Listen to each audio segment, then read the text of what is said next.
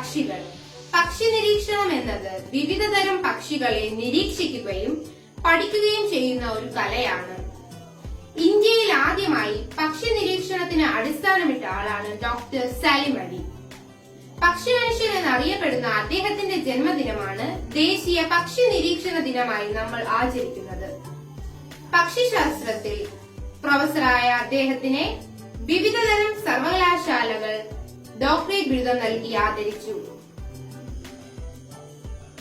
1981 Asiatic society കൽക്കട്ടയുടെ Ravindranath Tagore പുരസ്കാരം, 1976 ഡൽഹി യൂണിവേഴ്സിറ്റിയുടെ doctorate, British ഓർണത്തോളജിസ്റ്റ് യൂണിയന്റെ യൂണിയൻ സ്വർണ്ണ പതക്കം, പക്ഷിശാസ്ത്ര പഠനത്തിന് ഇന്ത്യൻ രാഷ്ട്രപതിയുടെ പത്മവിഭൂഷൺ തുടങ്ങിയ പുരസ്കാരങ്ങൾ അദ്ദേഹത്തിന് ലഭിച്ചിട്ടുണ്ട്. ഇന്ത്യയിൽ അങ്ങോളം ഇങ്ങോളം സഞ്ചരിച്ച അദ്ദേഹം വിവിധതരം പക്ഷികളെ കുറിച്ച് ഒരു പഠനം തന്നെ നടത്തി. The birds of Kerala, the birds of Kutch, Indian hill birds, the book of Indian birds തുടങ്ങിയ പുസ്തകങ്ങൾ അദ്ദേഹം രചിച്ചിട്ടുണ്ട്. 1987 അദ്ദേഹം നമ്മെ വിട്ടുപിരിഞ്ഞു.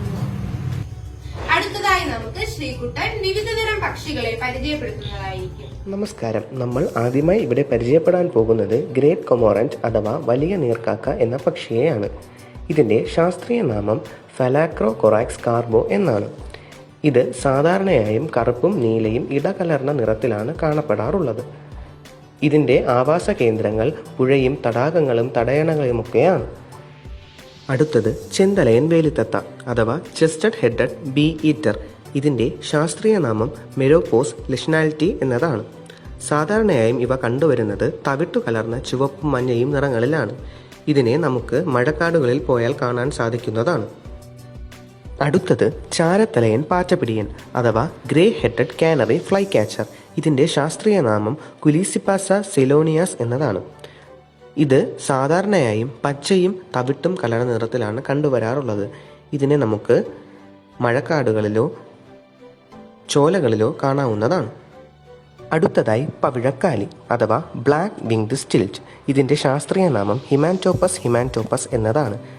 ഇത് സാധാരണയായും കറുപ്പും വെള്ളയും കലർന്ന നിറത്തിലാണ് കാണപ്പെടാറുള്ളത്. ഇതിനെ നമുക്ക് പുഴകളിലും തടാകങ്ങളിലും കൊയ്തുമറിഞ്ഞ പാടങ്ങളിലുമൊക്കെയാണ് കാണാൻ സാധിക്കുക.